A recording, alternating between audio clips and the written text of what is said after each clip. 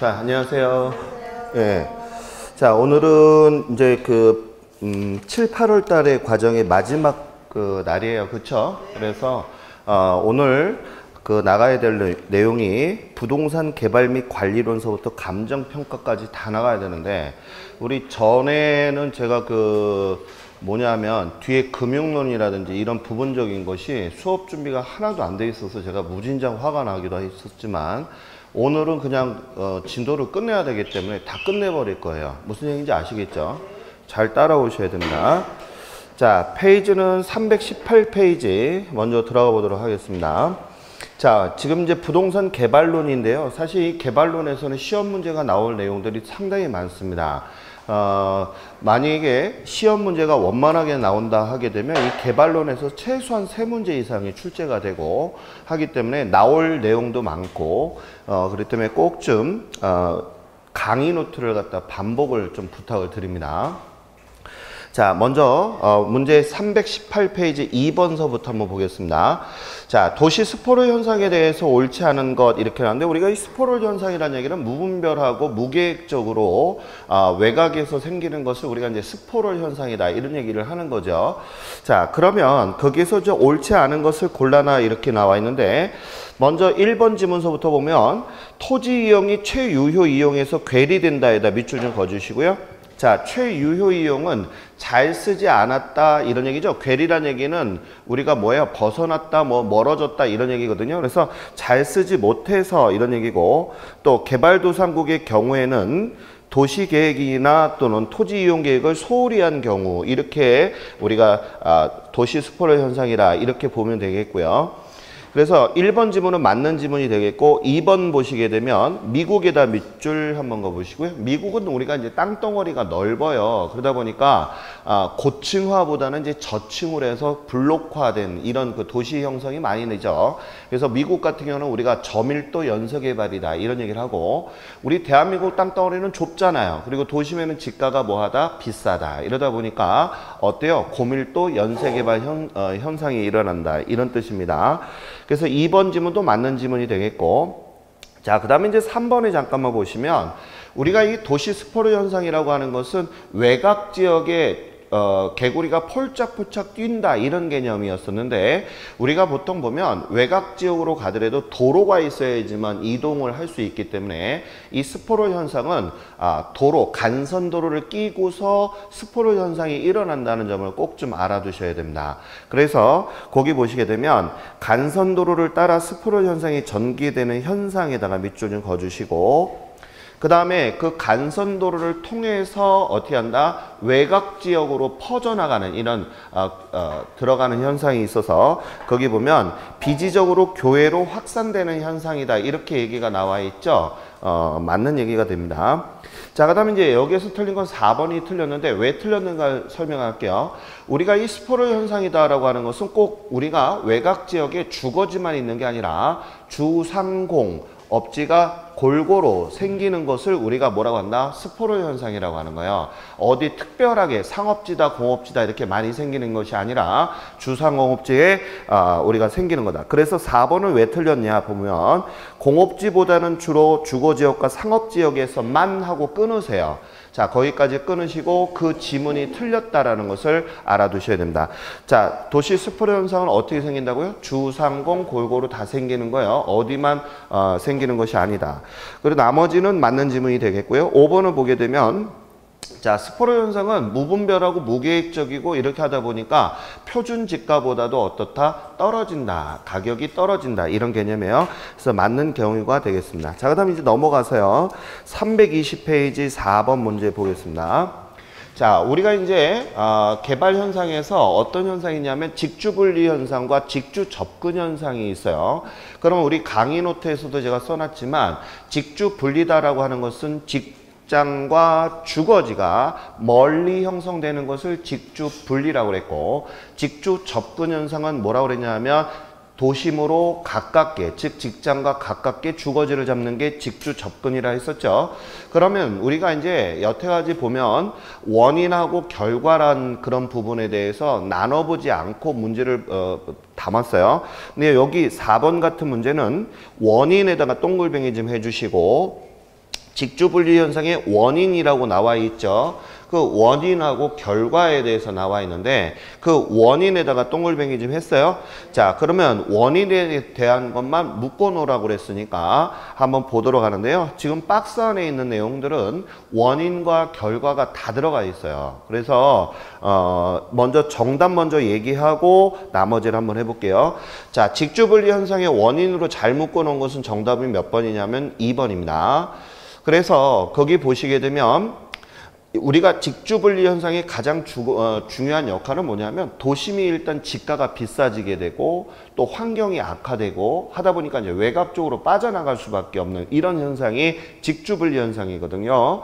그래서 거기 보시게 되면 주거 환경과 기억에 보면 주거 환경 또 도심의 지가고 그 다음에 이제 도시가 계속 개발이 되다 보니까 어떻게 해요? 저소득자들이 개발이 되게 되면 그 분양 대금을 갖다가 낼 수가 없으니까 외곽 쪽으로 자꾸 쫓겨날 수밖에 없겠죠. 그래서 디귿, 그 다음에 리얼, 용적률의 공적 규제라든지 또 교통이 발달되면 아무래도 먼 거리까지 차로 이동할 수 있으니까 외곽 쪽으로 빠져나가는 경우도 있겠죠. 그 다음에 높은 주거 서비스의 욕구, 그래서 보다 이제 쾌적하고 환경 좋은 데서 살려고 하는 사람들이 많잖아요. 그래서 그런 내용. 그래서 2번이 정답이고 나머지 침상도시, 베드타운이라든지 또 도심공동, 그 다음에 도심고동, 도심고동이라는 얘기는 뭐죠? 아침에 출퇴근 전쟁을 얘기하는 거죠. 이런 것들, 또 외곽지역의 지가 상승 이런 것들은 전부 다 원인이 아니라 결과에 해당하는 내용이니까 꼭 좀 구분해서 머릿속에 좀 담았으면 좋겠습니다. 자, 그 다음에 5번 문제 볼게요. 자, 미국의 노스 교수에다 밑줄 좀 그어주시고 그 다음에 지가 구배 현상에다가 밑줄 좀 그어주시기 바랍니다. 자, 그 다음에 거리가 먼 것을 골라내라 이렇게 나와 있는데 자, 먼저 우리가 노스 교수가 얘기하는 지가 구배 현상은 어떤 것이냐라는 것을 한번 제가 설명을 한번 해볼게요. 자, 지가 구배 현상이라고 나와 있죠. 자, 지가 구배 현상은 이런 뜻입니다. 우리 예전에 배웠는데요. 자, 우리 이 기준 축을 갖다가 도심이다라고 보고요. 그 다음에 이 종축을 뭐라고 하냐면 P, 그래서 가격이다 이렇게 얘기를 하는 거예요. 알겠죠? 그 다음에 이쪽을 외곽이다. 자, 그러면 이제 우리가 다 알고 있는 내용이 도심으로 가면 지가가 뭐하다? 비싸고, 맞아요? 외곽으로 하면 지가가 뭐하다? 싸다라는 건 이제 안단 말이에요. 하다 보니까 우리가 이 종축을 기준해서 도심에는 지가가 비싸니까 이런 형태가 되고요. 그 다음에 외곽으로 가면 갈수록 어떻다? 지가가 싸진다 이런 얘기거든요. 이 지가라고 하는 거, 가격이라고 하는 거죠. 그죠? 여기 도심이 비싸다. 그러면 우리가 이런 형태의 그림이 나오게 되는데요. 여기서 우리가 알아둘 게 자, 도심 쪽에는 이렇게 지가가 비싸단 말입니다. 그러면 요 안에 여기에서 보게 되면 요런 형태의 우리가 곡선을 보게 되는데 곡선의 기울기가 어때요? 가파르다, 완만하다? 가파르다는 얘기예요. 왜? 지가가 너무 비싸니까. 그래서 지가가 여기는 도심 쪽에는 기울기가 뭐하다? 가파르다. 이렇게 보는 거고요. 그 다음에 여기 외곽 쪽을 보시게 되면 기울기가 이렇게 돼 있잖아요. 그러면 이거는 뭐하다? 완만하다 이런 얘기거든요. 그래서 여기에 외곽 쪽으로 할수록 기울기는 뭐하다? 완만하다 이런 내용을 좀 알아두시기 바라겠습니다. 자, 이래서 노스 교수는 뭐라고 그랬냐면 자, 우리가 이때 당시에는 전부 다 도심이 지가가 비싸고 외곽이 지가가 뭐하다? 싸다는 얘기는 다 논문으로 나왔기 때문에 자기의 논문에서는 도심과 외곽에 무엇을 통해서 표현을 했다? 기울기를 통해서 표현을 한 게 바로 지가 구배 현상을 설명을 한 것입니다. 무슨 얘기인지 알겠죠? 자, 그러면 이런 내용들이 머릿속에 있는 상태에서 문제 한번 들어볼게요. 가장 지가가 높은 도심지 중심으로부터 거리가 멀어짐에 따라 지가 수준이 낮아지는 현상을 말한다. 맞죠?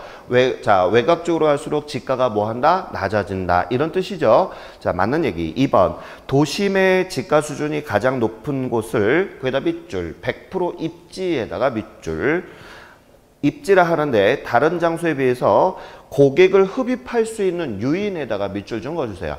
자, 우리가 이때 당시는 어땠냐 하면 외곽 지역에는 듬성듬성 주상공이 존재하고 있었겠지만 도심에는 다 밀집해 있으니까 우리가 쇼핑이라든지 이런 걸 하게 되면 어디 가서 쇼핑을 해요? 도심 쪽에 가게 되는 거 맞죠? 그래서 사람을 끌어들이는 유인이 되는 경우가 있다. 그 다음에 도심 쪽에서는 아무래도 백화점이라든지 뭐든지 접근성이 좋다 안 좋다? 좋다. 이런 얘기예요. 그래서 정답은 2번이 되겠고요. 3번에 잠깐 보도록 하겠습니다. 자, 3번이 틀렸는데, 자, 지가 변동률이 외곽보다 도심에 더 크다는 것은 외곽으로 이전하는 경우 지가가 급격히 하락하지만, 거기 한번 읽어보겠습니다. 자, 도심에서 외곽 쪽으로 가도 지가가 어떻게 돼요? 급격히 하락하는 걸 알 수 있죠. 자, 하락하지만 하고 끊으세요. 또 그 다음에 도심으로 이전하는 경우 이렇게 있는데 거꾸로 외곽에서 도심으로 이전을 해도 기울기는 점점 어떻게 돼요? 가파라집니까? 완만해집니까? 가파라지는 거죠. 도심에서 외곽으로 가던 자, 외곽에서 도심으로 가던 기울기는 가파라지는데 거기다 밑줄 지가가 뭐라고 나왔다? 서서히 상승한다라고 하는 건 틀렸죠, 그죠? 그래서 여기는 지가가 어떻게 한다? 외곽에서 도심으로 가더라도 지가는 뭐 한다? 가파라지는 거예요. 알겠죠? 그래서 3번이 틀렸고요. 그 다음에 4번에 보시게 되면 소도시에다가 밑줄, 그 다음에 도심의 지가 구조에다가 밑줄. 자, 소도시일 때는 지가가 단순하고 그 다음에 집약적이지만 이런 얘기예요. 자, 교외로 나감에 따라서 어떻게 된다? 조방화된다. 이런 얘기가 나와 있죠. 즉, 도심 쪽에는 우리가 집약적으로 사용을 하지만 외곽 쪽에는 어떻게 쓴다고요? 조방적으로 쓴다는 얘기는 이미 다 알고 있는 내용이에요. 자, 그 다음 이제 5번에 잠깐만 보시면 이 5번은 노수 교수가 자기 논문에서 얘기한 것은 아니에요. 알겠죠? 거기 잠깐 보시면 대도시인 경우에 도심에서 도시의 경계까지 직선적으로 가격 수준이 저하되는 것이 아니라 외다 밑줄 저하되는 것이 아니라 자, 중간에 여러 획이 있어서 지가 수준도 다시 높아졌다가 저하되는 현상이 있어서 다액인 경우가 많다. 이렇게 읽었는데 지문이 좀 어렵죠. 무슨 얘기인지 이해하시겠습니까? 요거 잠깐 좀 설명 좀 할게요. 자, 우리가 이 노수 교수는 쉽게 도심에서 외곽으로 가면 자, 우리가 기울기가 지가가 이렇게 떨어진다. 이게 이제 노수 교수고 5번 지문은 자기가 지금 현대의 다액 이론을 집어넣은 거예요. 그 말이 무슨 얘기냐면 이런 얘기입니다. 자, 예를 들어서 도심에서 우리가 외곽 쪽으로 가게 되는 것을 직주 분리 현상이라고 얘기를 하잖아요. 맞아요? 자, 우리 서울 같은 데 예를 한번 들어보면 서울에서 외곽 쪽으로 나가서 자, 우리 신도시라는 게 만들어졌는데 그게 뭐였냐면 첫 번째가 일산 신도시, 또 성남, 분당 뭐 이런 얘기 들어봤죠? 그러면서 새로운 하나의 뭐가 생기냐면 신도시라는 게 생겼어요. 그죠? 그러면 외곽 쪽으로 가는 길목에 신도시가 생겼다면 지가가 이렇게 떨어지지 않았단 말이에요. 올라갔죠. 그죠? 지가가 떨어진 상태에서 올라가다 서서히 어떻게 된다? 떨어지고 있죠. 일산 같은 경우도 처음에 신도시 할 때는 가격이 뭐 했다가 비쌌다가 지금은 이제 가격이 어느 정도 안정화되는 이런 형태가 됐어요. 그런데 얘보다 이렇게 떨어지진 않아요. 이렇게 올라가지. 무슨 얘기인지 알겠습니까? 그래서 지금 그 말은 좀 지문이 어려운 얘기인데 자, 대도시인 상태에서 신도시가 발생을 하게 된다면 이렇게 팍 떨어지는 것이 아니라 다액의 영향으로 인해서 지가가 상승했다가 어떻게 한다? 서서히 떨어지는 형태를 취한다. 이런 뜻입니다. 맞는 얘기예요. 알겠죠? 좀 제가 얘기하는 거지만 이 교재 문제가 상당히 좀 난이도가 높은 문제들이 좀 있어요. 그래서 그 내용을 좀 알아두셨으면 좋겠어요. 자, 그 다음에 이제 넘어가 보겠습니다. 자, 322페이지 7번 문제 좀 잠깐 좀 볼게요. 자, 이 7번 문제에다가 별표 좀 하나 좀 쳐주시고 좋은 문제입니다. 자, 거기 보면 토지 취득 방식에다 밑줄 좀 그어주시고 개발 방식을 분류할 때 옳지 않은 것을 골라내시오 이렇게 나와 있는데요. 자, 여기에서 우리가 좀 알아둘 게 있어요. 자, 먼저 여기 봐요. 이 강의 노트의 개발론, 이 개발론이 가장 중요한 게 뭐냐면 개발이라고 하는 거와 관리하는 그 개념을 정확히 알아야 돼요. 개발이라는 얘기는 무슨 얘기예요? 돈 벌려고 하는 거잖아요. 맞죠? 그래서 그 개발이라고 하는 그 내용에 대한 것을 좀 알아야 되고, 자, 그러면 개발과 선생님 관리의 차이점이 뭡니까? 라고 했을 때 개발이라고 하는 것은 물리적 변형이 있는 거다 없는 거다 있는 거지만 관리라고 하는 것은 물리적 변형이 없는 거예요. 알겠습니까? 그 개념의 차이를 꼭 구분하셔야 되는데, 자, 그럼 먼저 개발에 대한 거에 대해서 잠깐 좀 설명할게요. 자, 우리가 이 개발을 할 때 토지에 대한 취득 방식에 대해서 잠깐 좀 보도록 하겠습니다. 가끔 우리가 기출문제 보면 토지의 취득 방식에 대한 것이 시험 문제가 나와요. 거기에는 우리가 알아야 될 것이 환지 방식이라고 하는 것이 있고, 두 번째는 수용 방식이라고 하는 것이 있고, 그 다음에 두 가지를 섞어서 우리는 뭐라고 한다? 혼합 방식 또는 혼용 방식이다. 이런 얘기를 하는 거예요. 그러면 시험 문제에서 좀 우리가 알아야 될 게 뭐가 있는지 잠깐 보겠습니다. 자, 이 환이라고 하는 것은 돌릴 환자라는 얘기거든요. 그래서 예를 들어서 갑이라고 하는 자, 토지 소유자가 있어요. 자, 갑이라고 하는 토지 소유자가 100평을 갖고 있는 거예요. 자, 지금 땅을 얼마 갖고 있다고 그랬어요? 제가 100평을 갖고 있는 거예요. 근데 자, 정부가 여기 딱 개입을 하게 됩니다. 야, 가봐. 내가 네 땅 100평을 갖다가 내가 지금 개발을 하려고 하는데 너 어떻게 생각해? 이런 얘기를 하는 거죠. 그럼 우리 생각해봐. 내 땅을 국가가 개발을 해준다 그러면 좋을까 나쁠까? 좋아요. 왜? 그 지가가 전부 다 뭐가 되는 거야? 올라가게 되거든. 맞아요? 맞잖아. 그런데 정부가 뭐라고 하냐면, 자, 가봐. 내가 네 땅 개발해 줄게. 라고 하는 거예요, 지금. 그랬더니 갑이 들떠 있죠, 지금. 그런데 뭐라고 하냐면, 야, 대신 너 100평에 대해서 토지에 있는 것을 다 주지 않고 개발된 땅으로, 알겠어요? 다시 무슨 땅으로 준다고 그랬어요, 지금? 개발된 땅으로 준다고 그랬죠? 개발된 땅으로 주는 데 있어서 내가 40평만 줄게. 왜 40평만 주냐면 개발이익의 환수에 관련된 거, 개발부담금 차감하고 못 빼고 뭐 하는 거예요. 알겠죠? 자, 이런 부분을 빼고 40평만 줄게 이렇게 들어갑니다. 그럼 여기서 질문. 소유권은 누가 갖고 있는 상태에서? 갑, 정부. 갑이야. 알겠어요?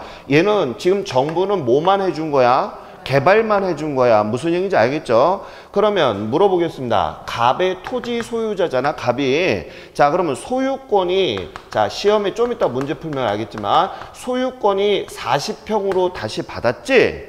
그래서 환이란 얘기는 무슨 뜻이야? 다시 돌린다 이런 얘기잖아요. 그래서 자, 40평으로 받았다면 소유권이 축소된 거야, 소멸된 거야?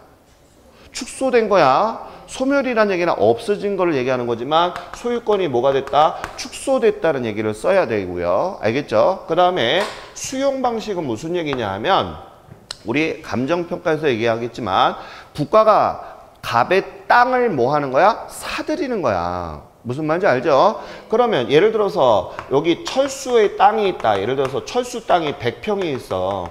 알겠습니까? 다시 철수의 토지가 얼마 있다고요? 100평이 있는 거야. 그래서 정부가 뭐라고 하냐면, 자, 정부가 야, 철수야, 내가 이 땅을 필요로 해. 자, 도로 건설을 하려고 하는데, 자, 이 땅 나한테 팔아. 무슨 말인지 알겠어요?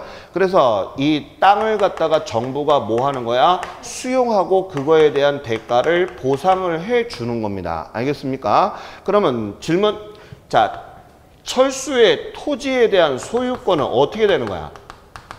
토지의 소유권은 어떻게 되는 거야? 누구한테 넘긴 거지? 정부한테 넘긴 거야. 그러면 소유권은 축소됐다고 그래야 돼? 소멸됐다고 그래야 돼? 그렇지, 소멸되는 거야. 자, 그래서 이 수용 방식은 우리가 정리를 잠깐 하게 되면 누가 사들이는 거야? 정부가 사들이는 거야. 알겠습니까? 자, 그래서 하는데 이 수용 방식은 좋아. 뭐가 있냐면 정부가 그 땅을 다 사서 한꺼번에 개발하니까 상당히 좋은 방식인데 문제가 뭐냐면 국가의 예산이 확정되어 있는 상태에서 이런 땅덩어리를 산다는 게 쉬워, 어려워? 어려워. 무슨 얘기인지 알겠어요? 그러면 어떤 방식을 제일 많이 쓸까? 환지하고 수용 중에서 국가는 어떤 방식을 좋아할까? 이건 돈 없이 개발해도 되는 거잖아. 맞아요? 그러니까 무슨 방식? 환지 방식을 많이 썼던 거예요. 그래서 두 가지 방식을 섞어 놓은 것을 우리는 뭐라고 한다? 시작. 혼합 방식이다. 개념 이해 갔어요? 그럼 머릿속에 정리하기. 환지라고 하는 것은 무슨 얘기다? 자, 소유권은 뭐 하는 거야? 변함이 없지만 권리가 뭐가 된다? 축소되는 거. 그래서 정부가 개발해 주는 것이고, 수용 방식이라고 하는 것은 제가 뭐라고 그랬어요? 정부가 사들인 거야. 알겠어요? 그래서 사들여서 개발을 하는 거다. 이런 점을 알아두셔야 돼. 자, 그러면 다시 7번 문제로 돌아와서 개발 방식을 분류할 때 옳지 않은 것을 골라내라 이렇게 나왔는데, 1번 밑줄 좀 가볼게요. 환지 방식이다. 밑줄. 그 다음에 택지가 개발되기 전에다가 동글뱅이, 그 다음에 가로 열고 토지의 위치, 지목, 면적, 등급, 이용도 및 기타 사항을 고려에다가 가로 닫고, 그 다음에 택지가 개발된 후에다가 동글뱅이, 개발된 토지를 토지 소유자에게 재분배에다가 동글뱅이. 자, 이게 뭐야? 개발되기 전의 땅을 개발된 후에 땅으로 재분배한다라고 했었던 거 맞습니까? 다시 돌려준다 이런 얘기죠. 자, 그 다음에 2번 보겠습니다. 자, 도시개발 사업에서는 가로 열고, 자, 환지 방식을 많이 활용하며에다가 가로 닫고. 알겠습니까? 아까 제가 무슨 방식을 정부가 많이 쓴다고 그랬어요? 환지 방식을 많이 쓴다 했죠? 자, 그 다음에 이 방식에 따라 개발된 토지의 재분배 설계 시 밑줄, 평가식이나 면적식을 적용할 수 있다. 이런 얘기인데, 이 말이 무슨 얘기냐면, 아까 정부가 40평의 땅을 줬잖아요. 다시 돌려줬잖아요. 100평 중에서. 이때 평가 방식이나 면적식을 따져가지고 해주겠다는 거예요. 그러니까 이렇게 개발된다고 하는 게 값만 있는 게 아니라 갑을, 병정 뭐 많겠잖아. 그 사람들에 대해서 지분율로 해서 나눠주는 거, 뭐 이런 식으로 나눠주는 방식이라는 얘기예요. 자, 그 다음에 3번 혼용 방식에다 밑줄. 자, 환지 방식과 매수 방식을 혼합한다에다가 밑줄 걷습니까? 자, 방식으로 도시개발 사업이라든지 산업단지, 개발사업 등에 사용한다. 맞는 지문이 되겠습니다. 자, 4번도 볼게요. 단순 개발 방식에다가 밑줄. 자, 단순 개발 방식은 어떤 방식을 단순 개발이라 하냐면, 간단하게 할게요. 내 땅에 내가 내 돈 들여서 개발하는 거야. 알겠어요? 다시 내 땅에 내 돈 들여서 개발하는 걸 뭐라 한다? 시작. 단순 개발 방식. 질문. 소유권이 변화가 있어 없어? 없어. 그냥 내 땅에 내 돈 들여서 내가 개발하는 거잖아. 맞죠? 그러면 여태까지 우리가 내 땅에 내 돈 들여서 개발한 게 여태까지 제일 오래된 그런 개발 방식이죠. 자, 그런 방식이다. 그래서 거기 보시면 토지 형질 변경 등 지주의 자력 개발에다가 동글뱅이. 자력 개발이라는 얘기는 뭐야? 스스로 자자에서 내가 직접 개발한다 이런 뜻이고요. 지주 자력 개발은 토지의 절대적인 사유에다가 동글뱅이. 사유라는 얘기는 뭐야? 내 재산 이런 얘기죠. 사유 개념으로 바탕으로 해서 대규모 개발 방식이 채용되기 이전부터, 그러니까 큰 공사 이전부터 이런 얘기입니다. 이전부터 전통적으로 계속 해왔던 방식이다. 맞는 얘기가 되겠습니다. 자, 5번이 틀렸는데 왜 틀렸는가 하고요. 5번에다가 별표 좀 하나 지문에다가 좀 해주시고 지문을 꼭 봐주세요. 자, 단순 개발 방식은 토지에 대한 권리가 변하지 않지만 하고 끊으세요. 끊었어요? 맞는 얘기가 되죠. 단순 개발은. 자, 근데 매수 방식에다가 밑줄. 자, 매수 방식의 경우는 그 권리가 축소되며 이렇게 나와 있는데, 자, 질문 들어갑니다. 매수 방식은 어떤 거야? 1번이야? 2번이야? 2번이야. 수용 방식을 매수 방식이라고 얘기를 해. 알겠어요? 그럼 매수 방식은 권리가 뭐 하는 거야? 축소된 거야? 소멸됐다고 해야지. 무슨 얘기인지 알겠죠? 그래서 틀린 거야. 그 다음에 봐봐. 환지 방식에다 밑줄. 자, 환지 방식은 권리가 소멸됐다에다 동글뱅이하고 틀렸지? 자, 아까 환지 방식은 권리가 뭐 한다 그랬지? 축소됐다 했잖아. 맞지? 그래서 틀린 거야. 무슨 얘기인지 알겠습니까? 요 지문은 또다시 나올 가능성이 많은 지문이니까 꼭 좀 담아주세요. 자, 그 다음에 이제 8번 문제 보겠습니다. 자, 부동산 개발 과정에다가 밑줄 좀 그어주시고, 자, 우리가 이 부동산 개발 단계에 대해서 우리 하나 짚고 넘어가겠습니다. 지금 우리가 이 강의 노트를 서브를 이 요약을 정리 안 하니까 공부 안 하고 오신 분들은 멘붕을 할 수밖에 없어. 이 공부 좀 해갖고 오셔야 됩니다. 알겠어요? 자, 우리가 개발 단계 순서는 어떻게 해야 되냐면 아예부터 금융, 건설, 마 이렇게 들어가 있어요. 다시 다 같이 시작. 아예부터 금융, 건설, 마 이게 머릿속에 나와야 됩니다. 자, 그러면 이제 거기서부터 들어볼게요. 자, 그거 먼저 보기 전에 제가 또 하나 물어볼게요. 자, 마케팅이라고 하는 것은 우리가 단순하게 홍보 이렇게 보면 안 된다 했죠. 자, 그럼 마케팅은 언제서부터 언제까지 하는 거냐면 처음부터 끝까지. 그럼 여기서 말하는 처음은 어디다? 건축을 시작하는 순간서부터 프랜카드 널고 막 해야 되겠죠. 그 이유는 왜 하는 거야? 입주자들을 모아놔야지만 공실이 그만큼 줄어드는 거 아니겠습니까? 맞죠? 그 다음에 처음부터 끝까지라고 하는데 끝은 어디까지를 얘기하는가? 그 매각을 하는 거죠. 물건을. 무슨 말인지 알겠어요? 그래서 마케팅은 언제서부터 시작한다고요? 처음부터 끝까지를 마케팅 부분이 한다는 거 알아두셔야 돼요. 자, 그러면 1번이 틀렸는데요. 부동산 개발 사업의 궁극적인 성공 여부는 분양, 임대 등 하고 끊으세요. 임대 등까지 끊었어요. 자, 거기까지는 맞는 얘기인데 거기서부터 밑줄을 쭉 겁니다. 마케팅으로서 개발의 마지막 단계, 여기다 밑줄. 개발의 마지막 단계에서부터 고려되며까지를 밑줄. 틀렸지? 네. 자, 마케팅은 언제서부터 한다 그랬어? 초기 단계에서부터 한다고 그랬잖아. 근데 지금 무슨 단계에서부터? 마지막 단계라고 해서 틀렸다는 얘기야. 무슨 말인지 알겠어요? 자, 나머지 지문들을 한번 볼게요. 자, 우리 거기 보게 되면 실행 가능성 분석이다라고 나와 있는데요.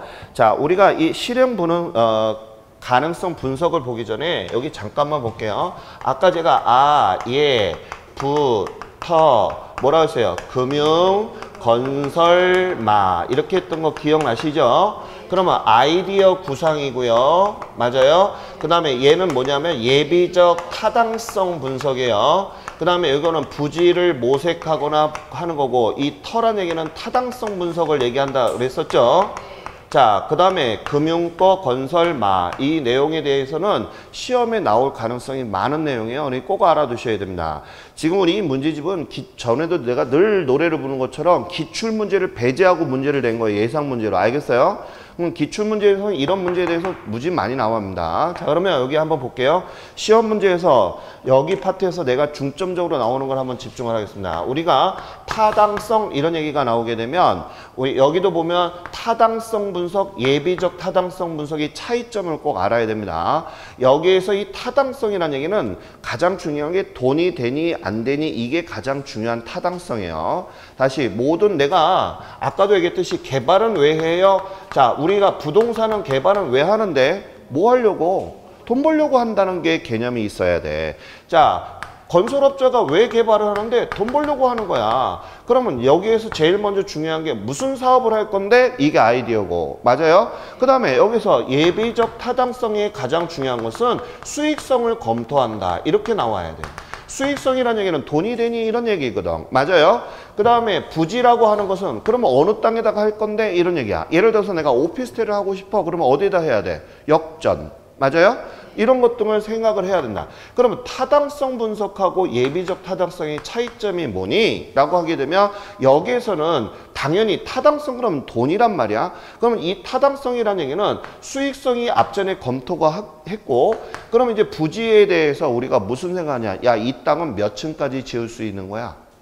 또 법적으로 제한이 돼 있는 거야? 안 돼 있는 거야? 이런 거 따져봐야 되잖아. 그래서 여기서는 제일 중요한 게 뭐다 시작? 법, 경, 기를 우리가 상당히 중요시하고 그 다음에서도 제일 이 법, 경기 중에서도 뭐를 가장 중요시한다 시작? 경제성 분석을 가장 중요시한다는 점을 꼭 알아두셔야 돼요.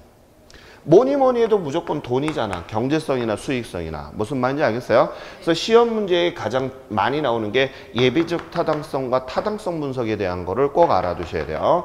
그 다음에 금융이란 얘기는 자, 은행에서 뭐 하죠?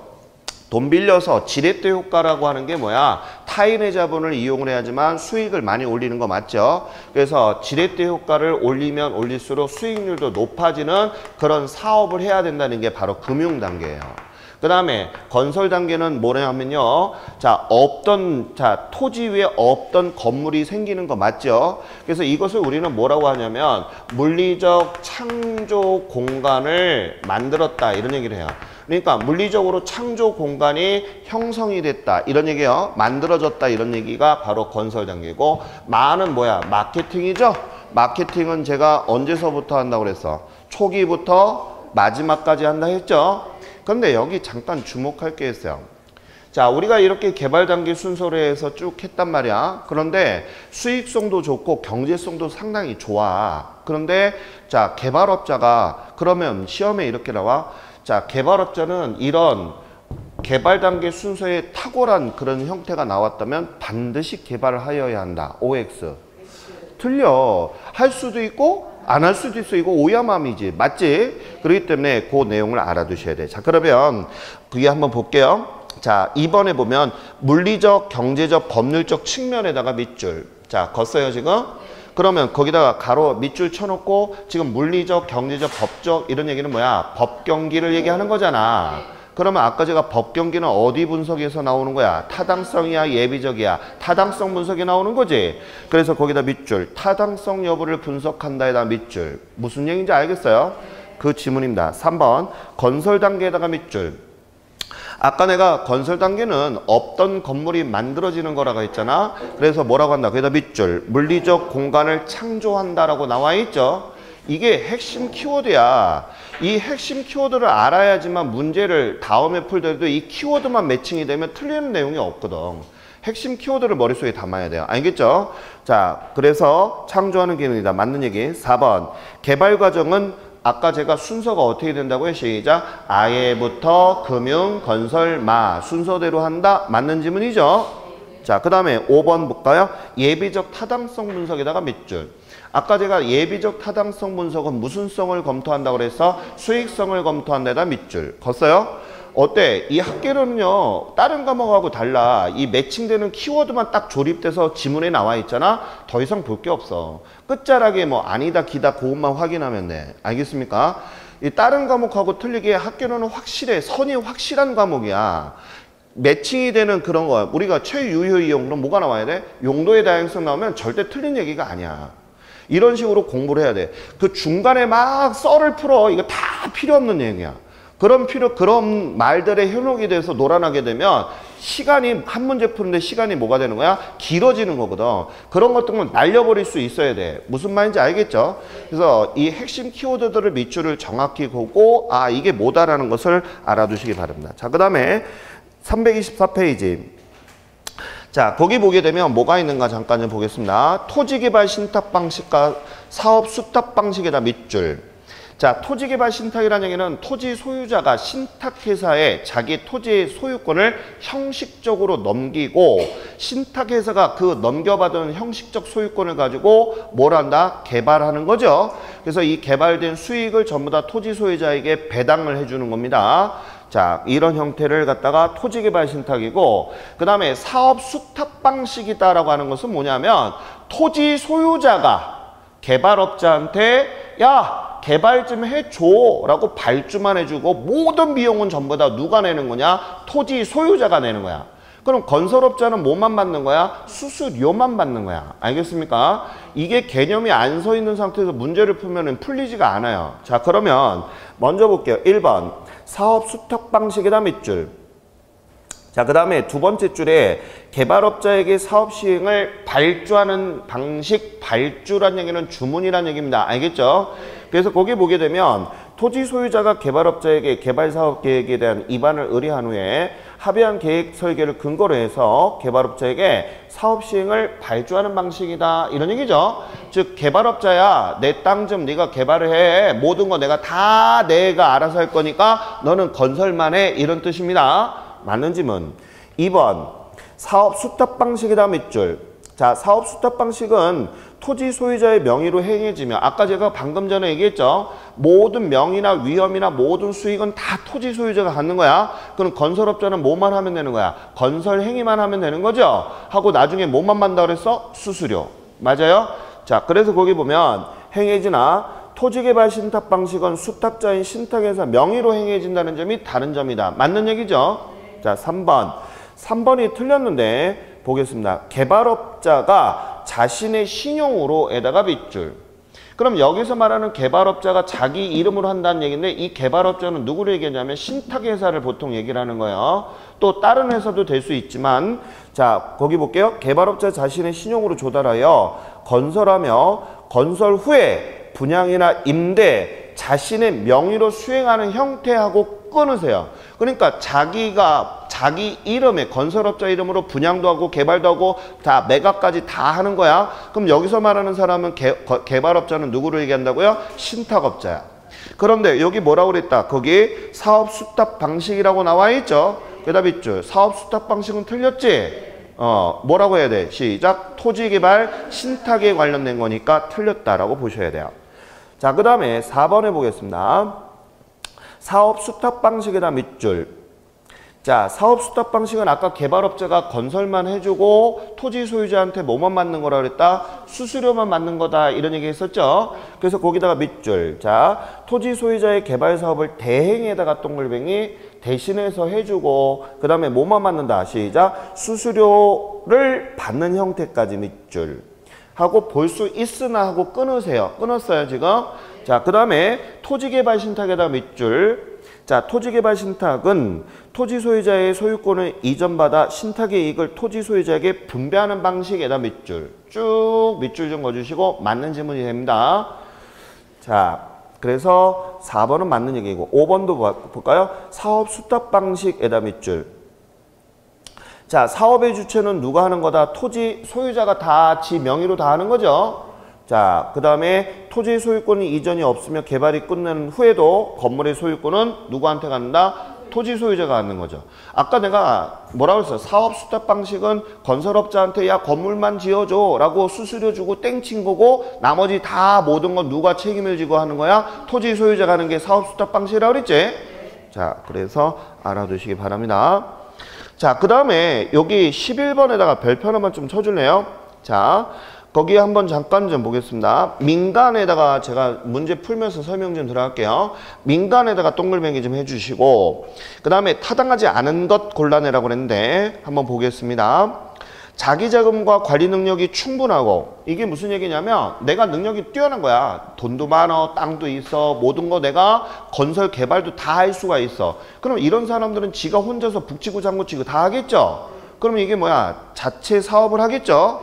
그래서 거기 보게 되면 그런 사람이라면 개발 사업이 모두 토지 소유자에 귀속되는 밑줄. 자체 개발 사업이 뭐하다? 당연히 유리하겠죠. 그래서 타당하다 여기다 밑줄. 됐습니까? 맞는 얘기. 그 다음에 2번 볼게요. 등가 교환 방식에다가 밑줄 좀 거주세요. 등가 교환 방식. 등이란 얘기는 같을 등자예요. 그래서 예를 들어서 보겠습니다. 자, 토지 소유자가 지금 10억의 땅이 있어요. 근데 토지 소유자하고 건설업자가 있어요. 그런데 건설비가 예를 들어서 10억이 들어갔어요. 그러면 10억짜리 땅에 10억이 똑같이 들어갔지. 그러면 여기에서 건설업자는 돈을 받을 것인지 아니면 우리가 토지 위에 새로운 물리적 공간이 형성이 돼 있잖아요. 10억짜리. 맞아요? 그러면 이것을 우리가 우리나라에서는 토지 따로 건물 따로 개별 등기하는 거 알고 있죠? 그러면 이것을 토지 소유자가 뭐라고 하느냐면 이런 경우도 있지. 야, 우리 그러지 말고 너랑 나랑 10억 더해서 총 20억인데 우리 똑같이 토지 50% 건물 50% 지분 이렇게 나눠 가질래? 아니면 토지 자, 토지는 토지 소유자, 건물은 건물 소유자 이렇게 할래? 뭐 여러 가지 조건이 있겠죠. 그래서 그런 내용들을 좀 참고로 알아두시기 바라겠습니다. 자, 그래서 그런 내용들이 바로 뭐라고 한다? 우리는 등가 교환 방식이에요. 똑같이 나눠서 처리하자 이런 개념이에요. 그래서 거기 보면 읽어볼게요.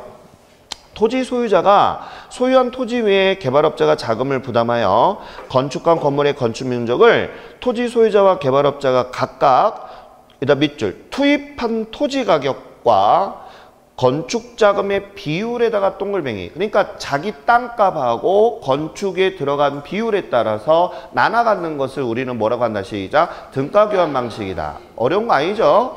자, 그래서 나누는 공동사업의 유형이다. 맞는 얘기. 자, 그 다음에 토지개발 신탁에다가 밑줄. 아까 제가 토지개발 신탁은 신탁회사에다가 소유권을 실질적으로 넘겼어? 형식적으로 넘겼어? 형식적으로 넘기고 신탁회사가 모든 것을 다 해주는 거죠. 하고 나중에 계약 기간이 끝나면 토지 원소유자한테 넘어갑니다. 소유권을. 자, 그렇게 되면 하는 방식이다. 소유권을 넘기고 신탁해서 자금을 조달해서 사업을 시행하게 된다. 맞는 얘기가 되는 거예요. 자, 그 다음에 4번이 틀렸는데 거기 신차지 방식이라고 나온 거 있죠. 그 신차지 방식에 대한 걸 좀 제가 보충 설명 좀 해드려야 되겠어요. 자, 먼저 거기 신차지 방식에 대한 거 잠깐 좀 설명 좀 할게요. 자, 고개 좀 들어봅시다. 자, 신차지 방식. 자, 제가 이 신차지라고 하는 것은 무슨 얘기냐면 차지라는 얘기는 지대에 대한 것을 어떻게 할 거냐 이런 얘기인데, 자, 요 얘기만 하나 할게요. 예전에 제가 이 신차지 방식을 설명을 하면서 어떤 설명을 했냐면 그런 설명을 했어요. 땅은 장모가 소유고, 알겠어요? 혹시 기억나세요 이거? 그 다음에 건물은 자, 사위한테 건물 너가 지어서 임대사업해 했던 거 기억나시죠? 그래서 사위가 뭐 했다고 그랬어? 바람을 폈다고 그랬지? 그래서 쫑났다고 그랬잖아. 그러면 이 둘의 관계는 특수관계에서 시작이 된 거잖아요. 맞아요? 근데 우리 시험은 제가 지금 설명하는 것은 장모와 사위의 사이가 아니라, 알겠어요? 완전히 타인의 관계를 설명을 하겠습니다. 자, 얘는 갑이고요. 자, 땅의 소유자는 누구라고요? 갑. 그 다음에 자, 이 갑이 있어. 그래서 이 갑의 땅에 있는데 여기에 누가 밀고 들어오냐면 을이라고 하는 사람이 들어오게 됩니다. 야, 갑아, 너 땅이 있는데 내가 네 땅 좀 쓰면 안 될까? 라고 들어온 거예요. 그랬더니 갑이 뭐라냐면 우리 보통 이 상식을 알아야 돼. 땅을 쓰게 되는데 뭐 10분, 20분 쓰는 게 아니야. 왜? 지금 얘가 뭐 하겠다고 그랬어요? 개발하면서 땅을 쓰겠다는 얘기거든. 그럼 개발하면서 땅을 쓴다는 얘기는 뭐를 짓겠다는 얘기지? 건물을 짓겠다는 얘기야. 그럼 우리가 건물을 한 번 지으면 내용연수가 몇 년이야? 30년이란 말이에요. 맞아요? 그러면 30년 동안 갑은 제 땅을 쓸 수가 없잖아. 맞아요? 그래서 여기서 알아야 돼. 자, 신차지 방식의 첫 번째, 갑과 을의 상태의 갑과 을에 대해서 계약을 할 때 이런 얘기예요. 자, 갑이 그래 뭐 물려받긴 했는데 뭐 특별한 건 없고 나도 돈도 없고 그러니까 계약하는데 중요한 게 이 건물을 들어서는 이 땅 근처에 보면 여기가 다 신도시야. 그래서 권리금 자체가 얼마냐면 평당 3천 정도는 잡혀 있어. 무슨 말인지 알겠어요? 그래서 뭐라고 하냐면 여기도 권리금이 3천 있어. 그만큼 장사가 잘 되는 노른자 땅이라는 얘기죠. 그러니까 얘가 건물을 지으려고 하는 거잖아. 그죠? 그러니까 얘가 뭐냐면 갑이 야, 을아, 내가 너 계약할 때 자, 뭐에 대한 것을 요구한다? 권리금을 요구해. 누구한테? 누구한테? 을한테. 다시 계약할 때 뭐를 요구한다고요? 권리금. 알겠습니까? 자, 그러면 이제 계약 시에야 알겠습니까 이거? 그 다음에 이제 계약 이후에 대한 것을 보겠습니다. 자, 이제 계약이 끝났으니까 을은 본격적으로 뭐가 하지? 건물을 지을 거 아니에요. 맞죠? 그럼 이제 건물을 짓는 순간, 착공이 들어가는 순간, 착공이라는 얘기는 뭐냐면 우리 왜 가끔 뉴스에 보게 되면 뭐 좀 잘 나가는 사람들 삽 가지고 이렇게 하는 거 봤죠? 그게 착공식이야. 착공식 뭐냐면 땅을 파내려간다는 순간이거든. 그게 이제 건설이 시작이 되는 거예요. 자, 그런 거예요. 그래서 을이 그 개발이 되는 순간서부터는 뭐가 발생이 되냐? 그 계약 이후서부터는 지대가 발생을 해. 지대는 무슨 얘기지? 사용료잖아. 땅을 사용료를 얘기하는 거예요. 그래서 지대가 발생을 해서 자, 누가 자, 을이 누구한테?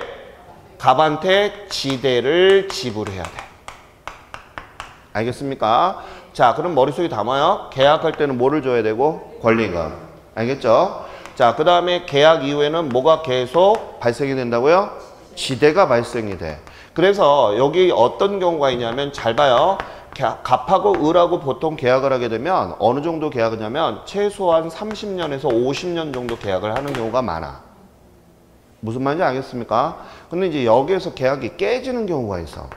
그래서 법원 경매로 나오게 되는데 토지 소유자하고 얘하고 완전히 계약 기간에서 틀어져 버리는 경우가 되면 건물만 딸랑 매각이 나오는 경우에 이런 것들은 위험한 건이야. 왜? 토지 소유자가 나가 그러면 헐어야 돼.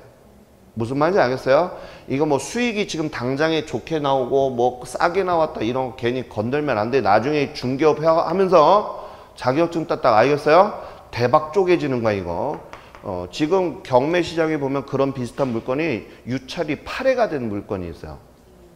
지금 현재 그거 건들면 안 돼. 대박 쓰는 거야 그냥. 쪽박이야 쪽박. 그게 지금 처음에 얼마까지 지금 8회가 떨어졌으니까 어느 정도 떨어진지 알죠?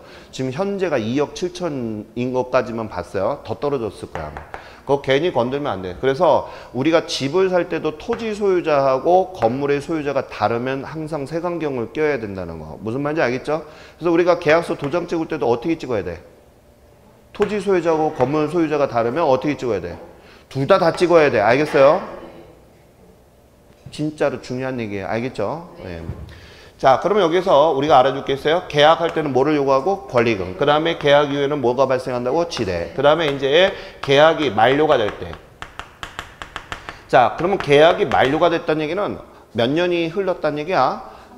보통 30년 이상이 흘렀다는 얘기잖아. 그러면 이때 토지하고 우리는 개별 등기를 하고 있잖아요. 토지하고 건물 따로따로 등기하는 거 맞죠? 그래서 토지는 토지하고 건물에 대한 것이 있는데 여기서 알아두세요. 토지는 누구의 토지야? 갑 거잖아. 맞지? 그러니까 갑한테 그냥 무상으로 반납하면 되는 거죠? 누가? 을이. 그지 않아? 토지값 지 땅이 아닌데 뭐 돈 달라고 할 수 없잖아. 그죠? 다만 건물은 누구 거냐 하면 누구 거야 이거 건물은?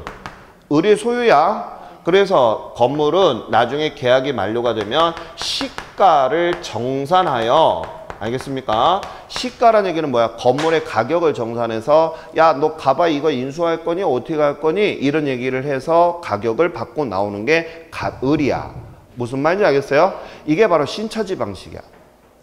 자, 그래서 앞전에 제가 장모하고 사이는 그런 얘기는 그냥 특수한 관계고 지금 요것만 좀 담아줬으면 좋겠어요. 무슨 얘기인지 알겠죠? 자, 그래서 거기 4번에 잠깐 좀 보겠습니다. 신차지 방식에다가 밑줄 걷어요. 자, 개발업자가 토지를 임차하여 개발하는 방식으로 계약기간 중에 소유자에게 지대가 지급되며 동글뱅이 하고 지급되며까지 끊으세요. 알겠습니까? 맞는 얘기. 계약기간 종료 시점에다 밑줄. 계약기간 종료 시점에 건물은 무상에다가 동글뱅이.